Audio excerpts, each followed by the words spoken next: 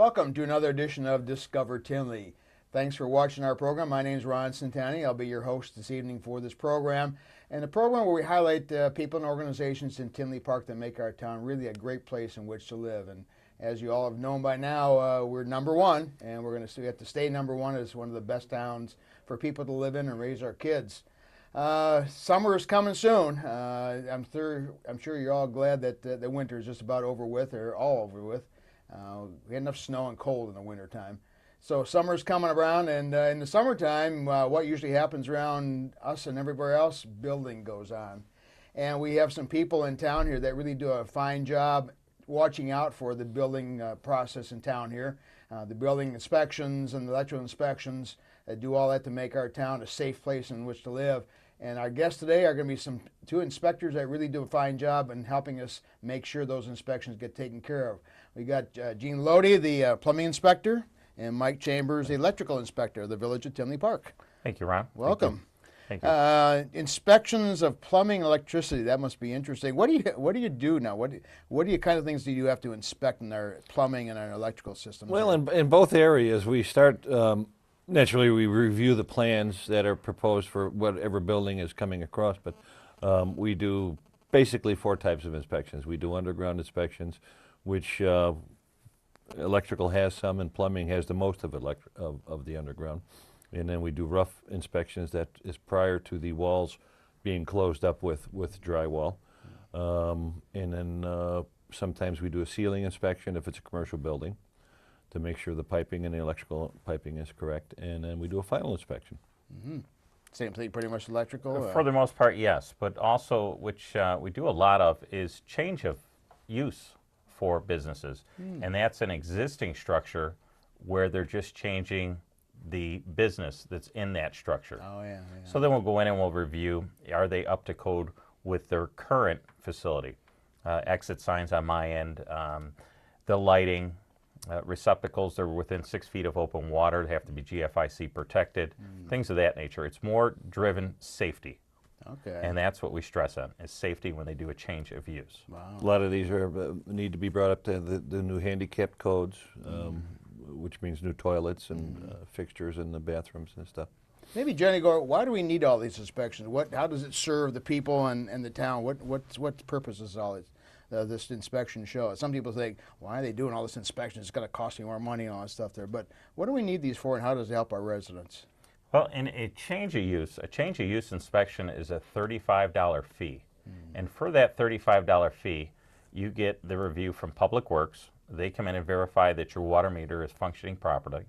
Then you get one from the fire department. They review your current fire system, whether it's sprinkled or if it is a fire alarm system, where it's a fire alarm control panel with, say, a strobes and horns and pull stations. Electrically, on my end, we verify the safety issues, like I spoke earlier about the GFIC protections around open water. If the circuit panel is marked correctly, and then the ampacity of the circuits that are supplying outlets, are they matched up correctly? Is there any safety issues? Is there any things where people move in and out, they'll disconnect some electrical devices and not terminate them properly? And that on the electrical end. On the plumbing end? The plumbing end, we make sure that they are, commercial buildings are RPZ protected, which is a backflow preventer, which what that entails is you don't want bad water if someone would break a line inside the building and contaminate the rest of the water system for the village, because it very easily could happen. Expansion tanks on water heaters, which absorbs the expansion of the water once it's being heated, and stuff like that. Wow.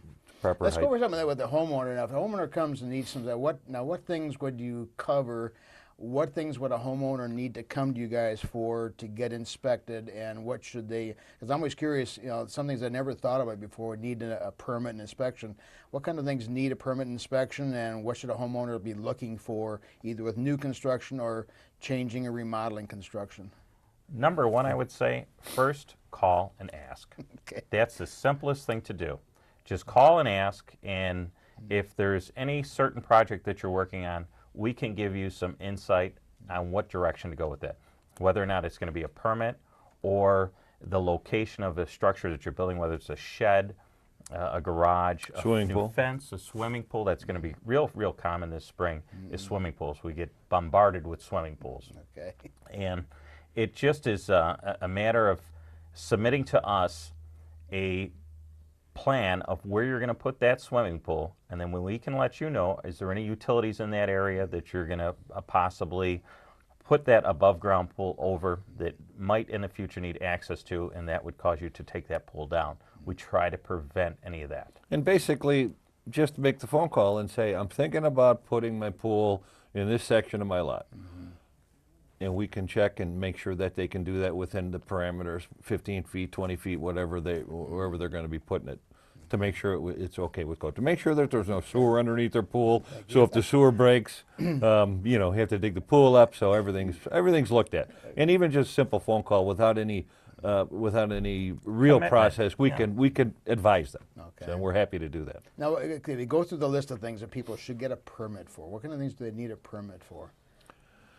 Well, basically, all concrete work, whether it's being replaced or it's new, sheds, pools, additions, roofs do not need a permit, but they do need to have the roofing contractor be licensed. What else can I think of? Well, when you touched on concrete, there's probably 3 different areas that's really popular in the spring. Sidewalks, driveways, patios. There's different codes for each of those 3 different items. The other thing is asphalt driveways. There's different codes for asphalt driveways, and each of these codes protect the residents. We're there to verify that the contractor is giving you what the code requires them to provide you. And with these codes now, what do you mean by codes? What codes are we talking about, and who makes up these codes? These are building requirements which have been proven to be safe, effective in all manners, whether it be electric, building, plumbing. In the codes that we enforce, electrically, it's the NEC 2005. The NEC 2005 actually has a code chapter, and they review any recommendations that say would come from different municipalities for safety items. And if they view them as items that they think are critical to a code change, they would then be implemented into the new code book. And our new code book for the electric would be 2011. We change our electrical code every 6 years. Oh. The national code does change more frequently. It's every 2 years, but it's too hard to make stringent code changes that quickly for new construction and new building. As far as our building code, we go by the ICC and the Which is 2006. ICC meaning? ICC is the International Code Council. Oh, okay. Yes, and that's what we represent in our, or that's what we enforce in our building codes. And to Now in plumbing, we follow 2 codes. We follow the State of Illinois Code 2004, and we also follow the Chicago Code.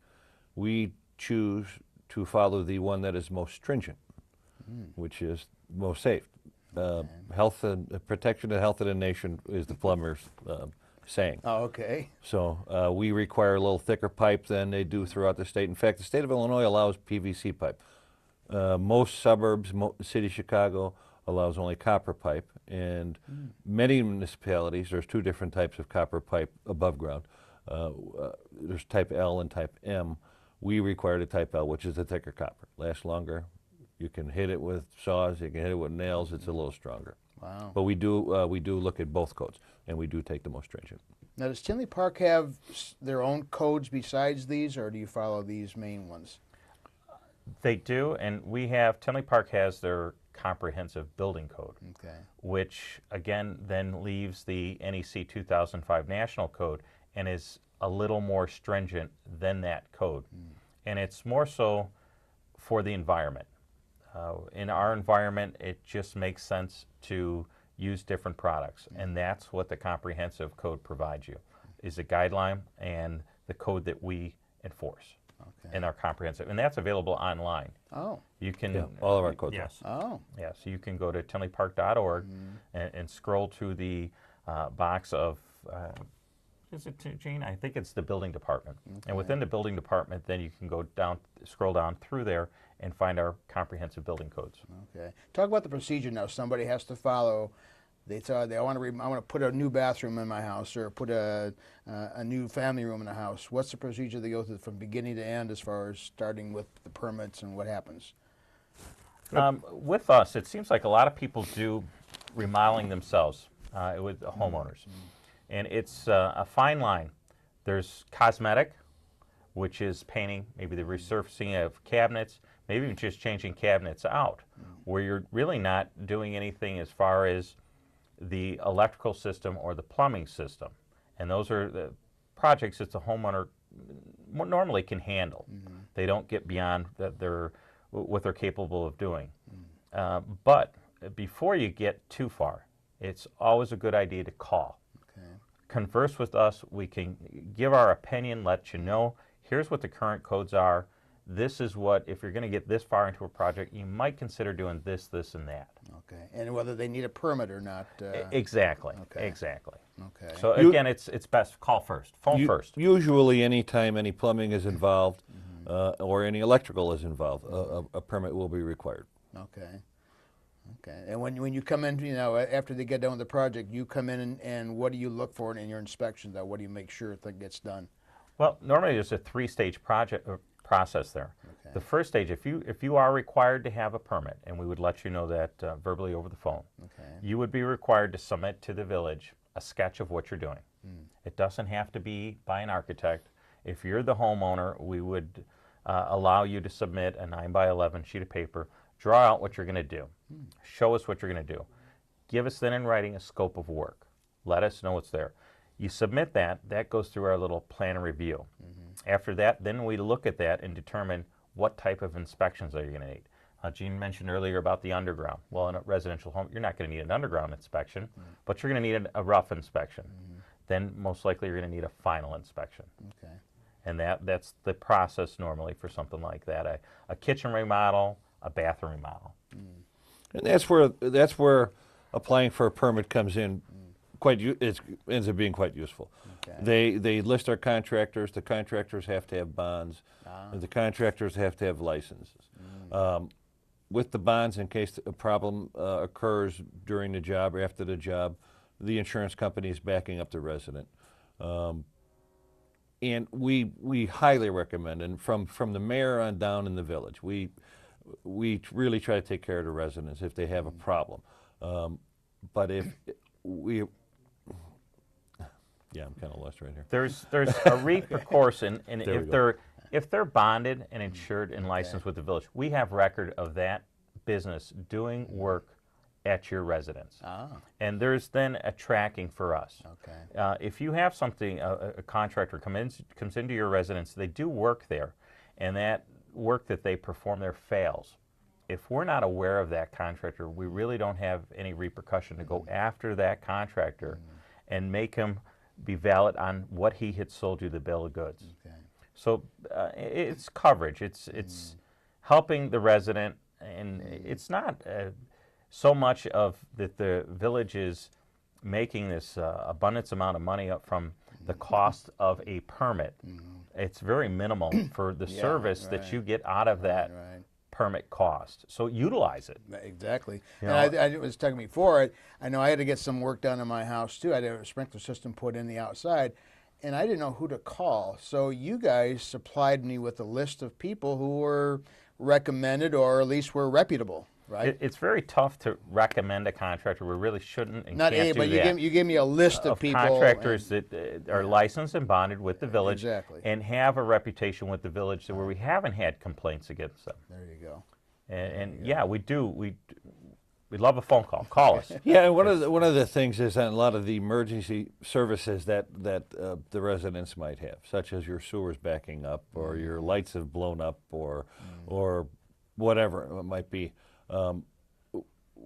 We're happy to recommend, give them the list and say these people have worked in the village, and we really highly recommend that they get minimally of 3 bids, even if it's a terrible situation where your sewer is backing up. Use your next door neighbors. Okay. Because there are people out there, occasionally that do prey on people that are that are under duress. Right. And so we say, take your time. A day's not going to matter. Wow. Just get a few bids. Sure, the damage is done. That's right. Well, it's been very informative, and I think people have learned a lot about what you guys do. So thank you so much for all the work you do and keeping our village in good shape. Thanks for so having good me. luck on your work and the rest of the time. And if you have any questions, again, call the village before you do anything, and they should be very glad to help you out. 444-5100 is the building department, yes. Very good. Thank you. Thank you, Ron. Thank you. Well, it's kind of interesting seeing some of the nuts and bolts parts of Tinley Park and how it works and how things get put together and inspected. The second half of the show is a little bit different, a little different track. We're going to talk about the cultural side of Tinley Park, and Tinley Park does have a cultural side. We have some representatives here from the Tinley Park Arts Council. Now, I don't know how many of you have ever heard of that. I just recently saw it in the paper, and it's a thriving organization that's really starting to really make some noise around town. So we thought we'd talk to some of the board members. So we have with Rebecca Palumbo and Emily Peterhans. I'm sorry, I almost didn't get the right. Emily Peterhans. Thank you for coming to Discover Tinley. Thank you. Tinley Park Arts Council. Now, this is something. How old? This is kind of recently off the ground, or it's been around for a while. Actually, it's been around for a while. It kind of went into a hibernation there for a while. There were some health problems with people that were in leadership positions, and then probably about 6 months ago, we decided that there was a group of us that decided there's enough buzz going around the community. What happened to the Arts Council? Let's bring it back. So we did. Yeah. Now, what are you there for? What's the purpose of the organization? What are you hoping to get out of this organization? Give us. Well, the Tinley Park Arts Council would like to see the arts in Tinley Park come alive and the surrounding areas. And so many people go to the city or go up north or down south for different arts events. Well, we want to promote those events that we already have here in our community and surrounding areas so that people can go right to their backyard for the different events that they're looking for. Wow. So let's get a local aspect to the arts thing instead of having to go downtown. I think that's great. We need to do stuff like that. How did it get started? How it got started and why it got started? What were you lacking something in the area here? The original incarnation took place around the Fine Arts Fest that now takes place every fall. Oh, yeah. We're not sure where that's going at this point, and we're hoping that the Arts Council can be a part of that. But that's kind of where it started to begin with. Our vision is a little different. It's not so much about adding to what's here in Tinley Park, although we will be doing that with a couple of different events. But mostly it's about, as Emily said, promoting what's already here. The IPO is a world-class orchestra, and it is literally right in our backyard.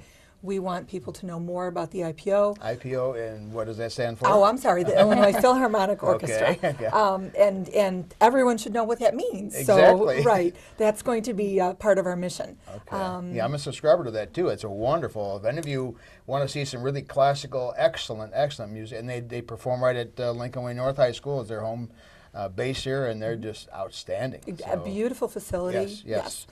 Quality productions. There's also a lot of other things in and around the area. Andrew High School has an award-winning theater program. When you go see their plays, you really don't know that you're not at a professional production. I know the same thing is true of Tinley Park High School. Our park district has so many good programs to offer.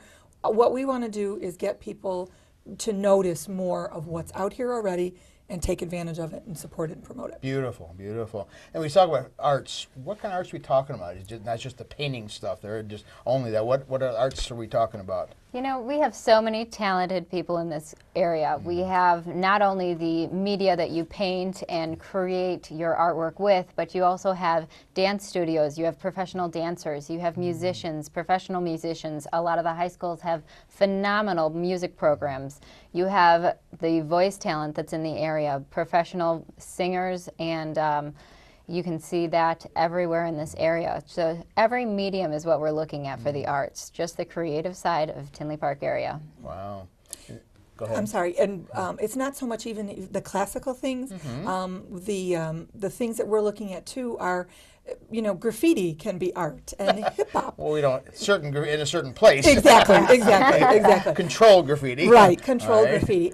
Hip hop music and hip hop dance. That is an art form, and we want to expose people to. It's not just ballet and flute. It's Okay. a wide variety. Okay. How do you propose to do this public awareness? So what kind of means are you going to be using to get people to be aware of some of these things? Well, we have several different things that we're working on. One is the Facebook page that we have, the fan page. You're on Facebook, huh? We are on Facebook. Okay. So join us as a fan on Facebook, right, the all Tinley right. Park Arts Council. We also, through the different events that we are hosting ourselves, promoting the council for people to join. Now you had one earlier in the I should say spring or winter time, back in February or something like that. Yes. What was that all about? That was on February 6th. We had the Sweet Arts event, and that was local artists coming in to display their artwork, their different mediums, as well as Cooper's Hawk Winery came in and did wine tasting. Flossmoor Station came in with some new brews and did brew tasting, as well as we had Isabella's Cafe in doing our hors d'oeuvre sampling. And House of Music actually also came in to do some music selection for the day, and it was a phenomenal event for our first event. We had over 70 people through for the day, and just a great time. It was actually hosted at American Chartered Bank, Okay. so we had a great time. Are you going to try to make this a yearly thing to do? Oh, Okay. definitely. Okay. Yes. That was an inaugural event just to kind of splash All right. the Arts Council back in. We're hoping next year that it'll be much larger. As Emily said, we had 15 artists in a variety of media. Hopefully next year we'll have at least double that amount. Wow. And we'd like to have a variety of wineries, a variety of breweries to make it a whole day of fun. Wow. And what else is coming up now? What's your next big project coming up? I think you got something in May. The first part of May, as we show the show in May, some people have already seen it, some haven't. What's coming up in May? The Kids Art Experience, which is very near and dear to my heart. Okay. It's broken into 4 different sections. There is a section on visual arts where we're going to have, actually the American Academy of Art has committed to come in and do art projects, art history, teach kids how to, the different genres. The other section of it is the theater program. And this is very exciting because our award-winning Andrew High School students are going to, I should say led, it already happened, led the kids in improv and fairy tales and brought them into the scenes to be part of a theatrical production. We're having a music section where kids, one of the IPO gentlemen actually, when we were discussing it, said it's a petting zoo for musical instruments. So, yeah, so you come in and you try a drum and you try a flute and you try, a violin and get a taste. The children will all get a taste of, those different instruments and what kind of sounds they make. And then the last thing, of course, is dance as well, and that'll be a variety: ballroom, salsa, hip hop, ballet, jazz, the whole 9 yards. And we've got a lot of people that are very committed to, and professionals and amateurs that are committed to bringing this to the kids. And we're expecting about 500 kids. Oh, geez. Yeah, so, Okay. so might- that's going to be at Andrew High School on May 8th. You better need you need more of a bank to hold that kind of thing. Exactly. Okay. Yes. And Andrew High School has just been phenomenal. Deb Baker, the vice principal over there, has just stepped up and said, our space is your space, and we are very, very grateful for that. It's going to be a wonderful event. Wow, it sounds like it. Yeah, it's tremendous. Now, those are your 2 main events. Anything else you're planning for the year, or? We actually have several different field trips that we have planned. And these are field trips that are in the local area, different things that we can go see and do with people to show them that even if you are by yourself, you can meet up with a group of people to experience something in the area, even if you're not familiar with that art form or that type of event. Okay. And you can let people know how to get involved with it, how to Oh, get yeah. hooked up with that kind of stuff. Okay. Are you going to work with anything with the village, too, as far as helping the village get the word out, or working with the village on some of these projects? We have a very good relationship so far with the village. Our wonderful mayor, Ed Zabrocki, is actually a member of the council. I see. So yes, that relationship is already building and is very nice and strong. How do you support the artists? What support do you give for these artists now? Well, on our website, we do have a community calendar that the different artists, if they're hosting events or if they're participating in events, they can actually go in and post that on our calendar so that our group, growing as it is, can see what's happening in the community and where to go to see what event or what artist is doing something in the area. Wow. So we're helping them make their events public. Talk about the website. What's your website? Yeah, Everybody's got a there you website go. nowadays. That is www.tinleyparkartscouncil.org. And we do ask that you become a fan on Facebook as well. And you just search Tinley Park Arts Council and click that little Become a Fan button and suggest us to all your friends as well. Definitely. Okay. Now, when and where do you meet? Excellent. Well, we meet the second Thursday of every month at 7 p.m. and that is hosted at my bank, American Chartered Bank, on the corner of 171st and LaGrange. And it's a short, quick meeting. We get in and get out, so we're out by 8 o'clock, but come and enjoy the fun of our growing council. Wow. Do you need financial support? Are you looking for financial? Okay. Well, right I now, mean, the bank isn't footing all this. Unfortunately, our vault is not big enough. Thank you. right now, we're very financially stable to move forward with the projects that we're planning. Of course, as we grow and get bigger, we are always looking for sponsors to help pay for the events that we're doing. But actually, anyone who wants to write a check, it is fully tax deductible because we are a 501c3. I say you're a nonprofit. Exactly. Okay. Exactly. Okay. Ideally, at some point, we would love to be able to do the fundraising events that we're doing and then give back to the community, help efforts with the Park District, their arts programs, the high schools, the grade schools. That would be a wonderful culmination of the mission of the Arts Council. Beautiful. Now, I'm just kind of curious, what brought you two to the arts side? What about it attracted you to this whole thing? Excellent question. Okay. Actually, I play the violin. I've been playing the violin for over 20 years. I thoroughly enjoy it. And Rebecca actually recruited me into the Arts Council because I have such a passion for music, and she already knew that. So. Oh, wow. Okay. You play professionally, or? Well, I actually have a duet partner, and we do weddings. Okay. Yes. So, Wow. while I'm not managing the bank, I'm playing the violin. Okay, good. And what's your interest in Well, the I arts? was an art major in college. Okay. And that's what I do for a living. I do graphic design for a living. Okay. And this is the fun part of it. My daughter is very passionate about the theater, which kind of, that's a little genetic thing that runs in the family as well. Okay. That's always been a huge part of my life, is the art part of it. And I think I'm at a place in my life right now where I can devote a chunk of time to something that I feel is very important for everyone in the community. Sure. Well, that's part of it. It makes the community really a well-rounded community, not just a one-sided type of thing. Why don't you give the website and thing one more time to the people so they know where to get a hold of you at? That's www.tinleyparkartscouncil.org. And again, search us on Facebook, Tinley Park Arts Council, and hit that Become a Fan button. Oh, geez. Any final words?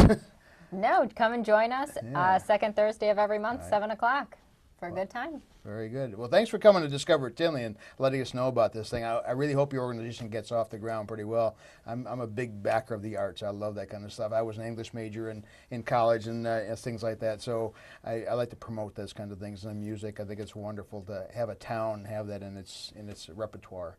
So thanks for watching this month's Discover Tinley. You saw the nuts and bolts side of Tinley Park and the fine art side of Tinley Park. We have both really fine groups in town here doing wonderful things. If you have any questions about people you think should be on the program, let us know at the Community Resources Commission and the Village of Tinley Park.